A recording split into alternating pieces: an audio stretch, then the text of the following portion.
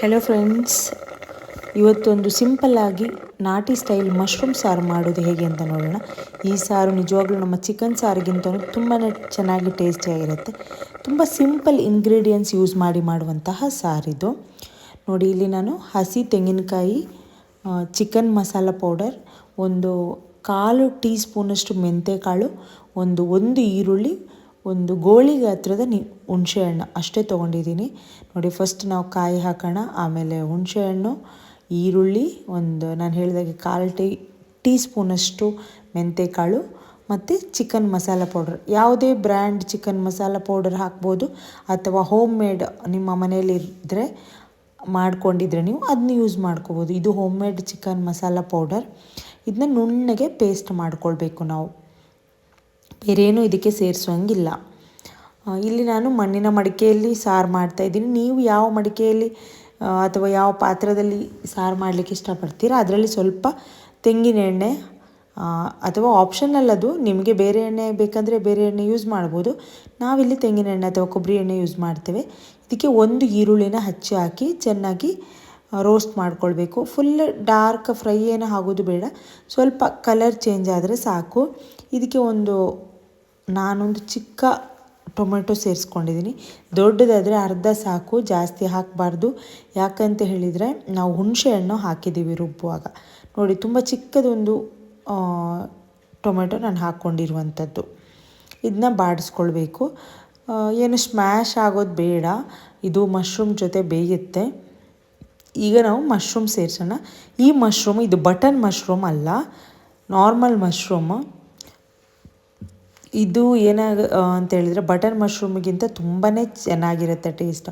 Button mushroom ಅಂದರೆ ನಾವು ಬಿರಿಯಾನಿ ಎಲ್ಲ ಮಾಡ್ತೀವಲ್ವ, ಪಲಾವ್ ಎಲ್ಲ, ಆ ಮಶ್ರೂಮು.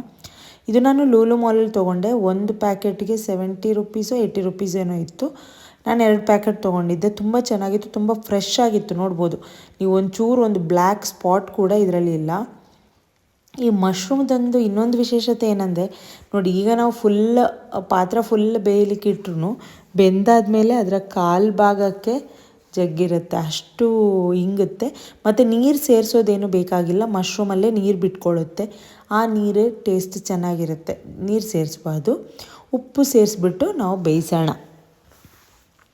ಆ್ಯಕ್ಚುಲಿ ರೈನಿ ಸೀಸನಲ್ಲಿ ನಮಗೆ ನ್ಯಾಚುರಲ್ ಆಗಿ ಇಲ್ಲಿ ಮಶ್ರೂಮ್ ಸಿಗುತ್ತೆ, ತುಂಬ ಚೆನ್ನಾಗಿರುತ್ತೆ. ಈ ಸಲವೂ ತುಂಬ ಸಲ ಸಿಕ್ಕಿತ್ತು, ಬಟ್ ನನ್ನ ಹತ್ರ ವೀಡಿಯೋಸ್ ಇಲ್ಲ. ತುಂಬ ಟೇಸ್ಟ್ ಚೆನ್ನಾಗಿರುತ್ತೆ. ಅದೂ ಸುಕ್ಕ ಎಲ್ಲ ಮಾಡಿದರೆ ಚೆನ್ನಾಗಿರುತ್ತೆ. ಈ ಮಶ್ರೂಮಲ್ಲೂ ಸುಕ್ಕ ಮಾಡ್ಬೋದು, ಆದರೆ ನಾನು ಇವತ್ತು ಸಾರು ಮಾಡ್ತಾಯಿದ್ದೀನಿ. ನನ್ನ ಹತ್ರ ಬೇರೆ ಸಾರೇನಿರಲಿಲ್ಲ. ನೋಡಿ, ಇದು ಬೆಂದಿದೆ. 4 to 5 ಮಿನಿಟ್ಸ್ ಬೆಂದರೆ ಸಾಕಾಗುತ್ತೆ. ಇವಾಗ ನಾವು ರುಬ್ಬಿರುವಂತಹ ಮಸಾಲೆನ ಸೇರಿಸ್ಕೊಳ್ಳೋಣ.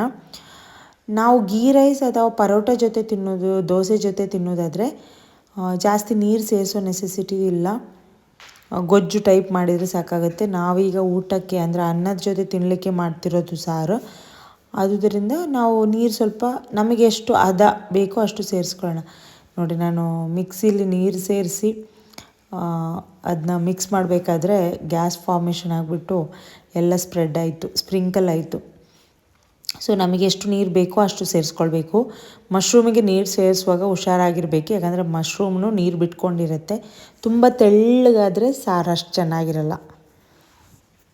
ಸೊ ನೋಡಿ, ಈ ಥರ ಎಷ್ಟು ನೀರು ಬೇಕೋ ಹದವಾಗಿ ನಾವು ಮಿಕ್ಸ್ ಮಾಡಿಕೊಂಡು ಚೆನ್ನಾಗಿ ಕುದಿ ಬಂದರೆ ಸಾಕು. ಒಂದು 2-3 ಸಲ ಚೆನ್ನಾಗಿ ಕುದಿದ್ರೆ ಸಾಕು. ನೋಡಿ ಎಷ್ಟು ಚೆನ್ನಾಗಿ ಕುದೀತಾ ಇದೆ ಸಾರು ಅಂಥೇಳಿ. ಈಗ ಕೊತ್ತಂಬರಿ ಸೊಪ್ಪು ಹಾಕೋಣ. ನಾವಿದು ನಮ್ಮ ಗಾರ್ಡನಲ್ಲಿ ಆಗಿರುವಂತಹ ಫ್ರೆಶ್ ಕೊತ್ತಂಬರಿ ಸೊಪ್ಪು, ತುಂಬ ಚೆನ್ನಾಗಿದೆ ಫ್ಲೇವರು, ಪ್ಯೂರ್ಲಿ ಆರ್ಗ್ಯಾನಿಕ್ ಅಂತ ಹೇಳ್ಬೋದು. ಸೊ ಇಲ್ಲಿಗೆ ನಮ್ಮ ಸಾರು ಆಯಿತು. ಗ್ಯಾಸ್ ಆಫ್ ಮಾಡೋಣ. ಒಂದು ಸಲ ಮಿಕ್ಸ್ ಮಾಡಿದೆ ಅಷ್ಟೇ. ನೋಡಿ, ಈ ಮಣ್ಣಿನ ಪಾತ್ರೆ ಗ್ಯಾಸ್ ಆಫ್ ಮಾಡಿದ ಮೇಲೂ ಕುದೀತಾ ಇರುತ್ತೆ. ಈಗ ನಾವು ಒಗ್ಗರಣೆ ರೆಡಿ ಮಾಡ್ಕೊಳ್ಳೋಣ. ಒಂದು ಸೌಟಲ್ಲಿ 1 ಟೇಬಲ್ ಸ್ಪೂನ್, ಒಗ್ಗರಣೆ ಸೌಟಲ್ಲಿ 1 ಟೇಬಲ್ ಸ್ಪೂನು ಕೊಬ್ಬರಿ ಎಣ್ಣೆ ಹಾಕಿ, ಒಂದು ಚಿಕ್ಕ ಈರುಳ್ಳಿನ ಸಣ್ಣದಾಗಿ ಕೊಚ್ಚಿ ಹಾಕಿರುವಂಥದ್ದು. ಈರುಳ್ಳಿ ಕೆಂಪಾಗೋ ಟೈಮಲ್ಲಿ ನಾವು ಕರಿಬೇವು ಸೊಪ್ಪು ಸೇರಿಸೋಣ. ನಾವು ಯೂಶ್ವಲಿ ಚಿಕನ್ ಸಾರಿಗೂ ಕೂಡ ಇದೇ ಒಗ್ಗರಣೆ ಹಾಕೋದು. ಸಾಸಿವೆ ಬದಲು ಮೆಂತೆ ಕಾಳು ಹಾಕ್ತೀವಿ. ಅಂದರೆ ಸಾಸಿವೆನ ಒಂದು ಸ್ವಲ್ಪ ಹಾಕ್ತೀವಿ, ಮೆಂತೆ ಕಾಳು ಹಾಕ್ತೀವಿ. ಆ ಮೆಂತೆ ಫ್ಲೇವರೇ ಮೇಯ್ನ್ ಇಲ್ಲಿ. ಮೆಂತೆನ ಸ್ಕಿಪ್ ಮಾಡಬೇಡಿ. ನಾನು ಒಗ್ಗರಣೆ ಸೊಪ್ಪು ಕರಿಬೇವು ಸೊಪ್ಪು ಏನಿದೆ ಅದರ ಕಡ್ಡಿಲೇ ಮಿಕ್ಸ್ ಮಾಡ್ತಾಯಿದ್ದೆ. ಆ್ಯಕ್ಚುಲಿ ನನ್ನ ಅಮ್ಮ ಎಲ್ಲ ಸಾರಿಗೆ ಕರಿಬೇವು ಹಾಕುವಾಗ ಕಡ್ಡಿ ಸಮೇತ ಹಾಕ್ತಾರೆ, ಆ ಫ್ಲೇವರ್ ಚೆನ್ನಾಗಿರುತ್ತೆ ಅಂತ. ಸೊ ಎಣ್ಣೆಯಲ್ಲಿ ಅದರ ಫ್ಲೇವರ್ ಬಿಟ್ಕೊಳ್ಳಿ ಅಂತ ನಾನು ಅದರಲ್ಲೇ ಮಿಕ್ಸ್ ಮಾಡ್ತಾಯಿದ್ದೀನಿ. ನೋಡಿ, ಈಗ ಒಂದು 4-5 ಕಾಳು ಮೆಂತ್ಯ ಕಾಳು ಹಾಕ್ಕೊಂಡಿದ್ದೀನಿ, ಸಾಸಿವೆನೂ ಸೇರಿಸಿದ್ದೀನಿ. ಸೊ ಇಲ್ಲಿಗೆ ಒಗ್ಗರಣೆನೂ ಆಲ್ಮೋಸ್ಟ್ ಆಯಿತು.